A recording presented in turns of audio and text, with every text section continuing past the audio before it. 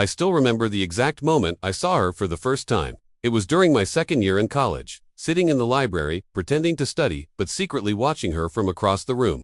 Her name was Ariana, and she had this quiet elegance, the kind that didn't scream for attention, but somehow always drew your eyes.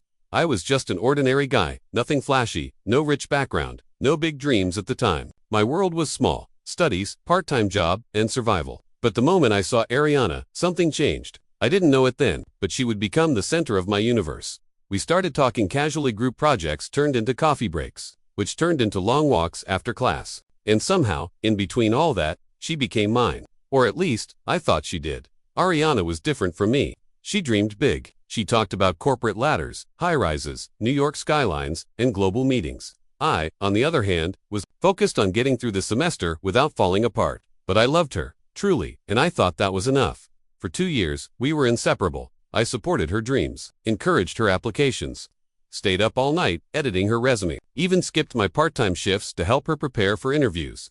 I didn't mind. Seeing her succeed felt like my own success. She got a job in a major company even before graduating. I was so proud. I remember taking her out to a tiny diner to celebrate. Nothing fancy, just a corner booth and 2 plates of cheap pasta. She smiled that night, kissed me on the forehead, and said, "You're the reason I got this far." I believed her, but slowly, things started to change. Her texts got shorter. Her calls became less frequent. She started talking about her new colleagues, especially one guy, Brandon. I laughed it off at first, trusted her. Why wouldn't I? Had given her everything I had, my time, my energy, my heart. But then came the excuses. I'm too tired tonight. There's a company dinner. I can't skip. Brandon's just a friend. I told myself not to maybe I was just being insecure. Maybe she was really that busy. Until one night, when she didn't come home, she had promised we'd meet after her office event. I waited outside the cafe for 3 hours. It was raining. I didn't move. Thought maybe she was stuck. Maybe her phone died. When she finally texted, it was 4 words. Don't wait for me. That was it. No explanation, no apology. Just that. And I knew. Something had changed. The next week she came over. She didn't even look guilty. She sat on my bed, avoided eye contact, and said, "I think we've grown apart." Grown apart. After everything, I still care about you, she added, but Brandon, he understands my world better. We talk the same language. He gets me. You're still figuring things out. That one sentence shattered me more than anything. You're still figuring things out. As if my dreams didn't matter. As if my sacrifices meant nothing. As if love was something to be thrown away when someone better came along. I didn't cry in front of her, I just nodded. She left that night, and so did everything I believed about love. But that was the day I made a silent promise to myself. I will build a life so big, so powerful, that the next time she sees me she won't be able to look away. Let her run to her better match. I'll become the man she'll never have again. The days after Ariana left felt like I was living inside a hollow shell. I'd wake up, sit on the edge of my bed, and stare at the wall for hours. My phone stayed silent. No good mornings, no check-ins, no late-night voice notes with sleepy giggles. Everything just stopped. I kept scrolling through our old messages, read, some unread, each one stabbing a little deeper. I tried to distract myself, went back to work, picked up extra shifts, avoided mutual friends, stopped visiting the places we used to go. But her absence was everywhere. In my room, in my coffee, even in the mirror. One night, I finally broke down. Not because she left, but because I realized I had no identity without her. I had made her my entire world. And now that she was gone, I didn't know who I was anymore. But that night, also made a decision. If she left because I wasn't figured out yet, then I would. Not for her, not to prove anything, but for me. I deleted every photo, every chat. I unfollowed her on every platform. I blocked her number, not out of hate, but out of survival. I needed to let her go. I needed to breathe without her name sitting on my chest. I started small. Gym, in the morning. Online courses at night. New books, podcasts, TED Talks. I consumed everything like a starving man. I'd spend hours on YouTube watching business interviews, startup advice, coding tutorials. I started teaching myself web design, then moved into UI UX, got obsessed with branding, built a small freelance portfolio. My first client paid me $150. It felt like $1 million. I reinvested that into better software. Learned fast, worked faster, said no to every distraction. I wasn't partying, wasn't dating, wasn't wasting time. I had a tunnel vision now. I was building. By the end of that year, I had 5 international clients and my own small team of freelancers. I wasn't rich yet, but I had something better direction. Meanwhile, through whispers of mutual friends, I heard Ariana had moved in with Brandon. New city, new apartment, new job title. And I hoped she was happy. I really did. because I wasn't doing this for revenge. I was building a life so full that even my heartbreak would feel proud one day. One evening, nearly 2 years after our breakup, I got an invitation. An elite business summit in San Francisco. Top young entrepreneurs under 30. I was on the list. I looked at the email for a long time, my name, in bold, under keynote guest. It didn't feel real. But then again, neither had she. The day I landed in San Francisco, I posted a simple photo me in a tailored suit, city skyline behind me, the caption, "Still figuring things out." The likes exploded, so did the comments, but one name stood out. Ariana liked the post. And followed me again. My hands shook when I saw it. She had seen me. She had noticed, but I didn't follow back. I had promises to keep. 2 days after that follow notification from Ariana, I received a message. Just one line. "You look, different. I'm proud of you." I stared at it for a while. It didn't hurt, not like I thought it would, but it didn't feel good either. It just felt unnecessary. I left it unseen. She had made her choice. She walked away when I was at my lowest. And now that I was rising, she was curious again. But curiosity isn't love. I didn't block her. I didn't reply either. Instead, I focused harder. The summit changed everything for me.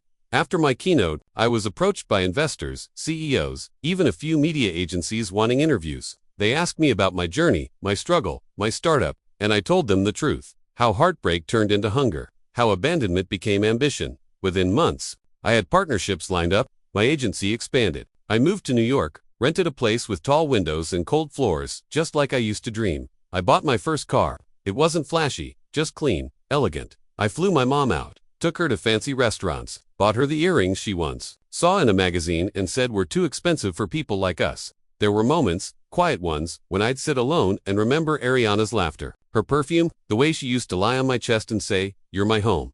But then I'd also remember how easily she left, how quickly she chose another man, and how she didn't even look back. I didn't hate her, I just didn't need her anymore. One rainy afternoon, I was invited to speak at a university as a guest entrepreneur. I was mid-lecture when I noticed her, back row, soaked from the rain, still beautiful, still familiar. After the talk, she waited outside. "Hey," she said softly. I nodded. "Hey, you've changed," she said. I had to. There was silence. Then she smiled. A small, guilty smile. "I made a mistake," she whispered. "I thought I wanted stability, luxury, someone who had it all figured out. But Brandon, he had money, not soul, not warmth." She paused, and I realized too late what I lost. I looked at her. She looked older somehow, not in years, but in the kind of tired that regret brings. "I'm not angry," I said quietly, "but I'm not the same man you left." Her eyes welled up. "Do you think we could ever try again?" For a second, old memories flooded back. But then I remembered the nights I cried alone, the voice in my head telling me I wasn't enough, and the man I had become through all that pain. "I don't go backwards," I said gently, "only forward." And I walked away. That night, I posted a new photo. Me standing at the edge of a rooftop, city lights below, suit jacket in hand. Caption, "The ones who leave you broken will return to see how you survived. Let them." I didn't check if she liked it. I didn't care. I was building something bigger than revenge. Now, I was building a legacy.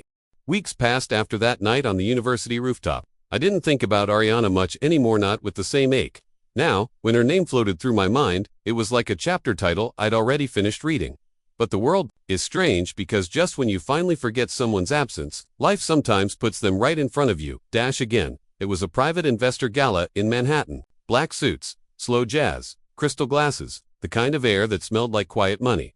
I was standing near the balcony, discussing a new AI partnership with a tech lead from Singapore, when I heard someone laugh. That laugh, her laugh. I turned, and there she was, Ariana, in a black velvet dress, hair up, diamond necklace on her collarbone, like she belonged in that world now. She looked rich, but tired, polished, but not peaceful. Our eyes met. I didn't flinch. She came over slowly. "I didn't expect to see you here," she said. "I belong here now," I replied, not as a jab, just the truth.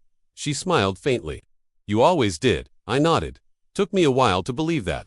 She hesitated, then said, "Brandon and I broke up a long time ago. I figured he cheated on me with his assistant." She laughed bitterly. "Classic, right?" I didn't say anything. Not out of pettiness, but because some stories don't need reactions, only silence. She continued. "I thought leaving you would give me security, but you were the real thing. You were just in your building phase." "Exactly," I said softly. "And that phase made me who I am now." She looked down.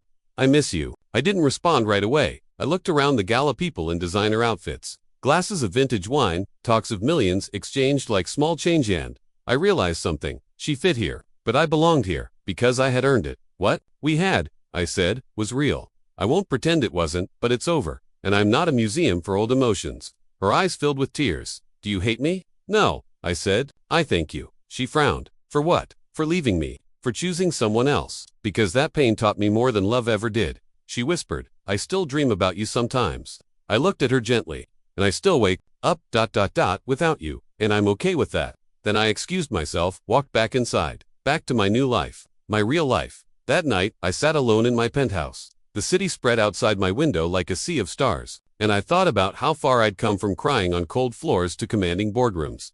I picked up my journal, the same one I started the day she left me, and wrote, she left for someone richer. I became the man she hoped to find, and I no longer need her to feel complete. That's the real win. I closed the journal, and smiled.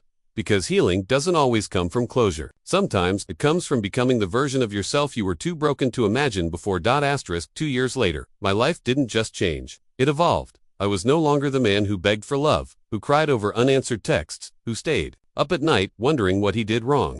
That man had died quietly in a dark apartment, and from his pain, a new man was born, a man who had healed. I had built a company that Forbes now listed among the top 100 fastest growing startups. My face had been on 2 magazine covers. I gave talks at conferences, mentored young entrepreneurs, and traveled the world. But above all, I was at peace. One evening, I was invited to speak at a business school in California. After the event, a young woman walked up to me. She was nervous. You probably don't remember me, she said, but I was Ariana's younger cousin.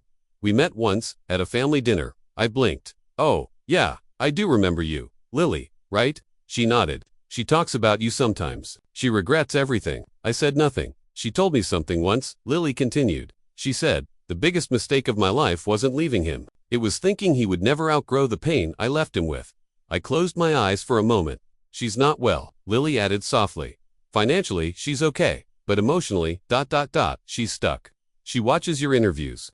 She knows. You moved on. Then that's enough, I replied gently. Because I didn't grow for her. I grew for me. That night in my hotel room, I looked through old photos buried in a cloud folder.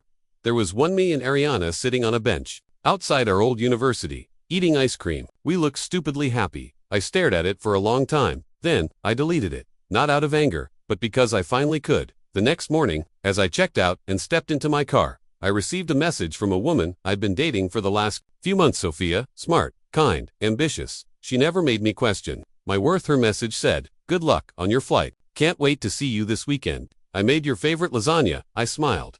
That's when I realized, healing isn't about winning someone back. It's about becoming the person who no longer needs them. Ariana was part of my story, but she was not the whole book. She was a chapter. One I had read, lived, and closed, and now, I was writing new chapters, with peace, with purpose, with love not from others, but from within. Final words, perfect for ending the YouTube video. She left me when I had nothing. Now, I have everything, and I don't even miss her anymore. Asterisk, a few months later, I received an envelope. No sender name, just my name, handwritten. Inside was a letter.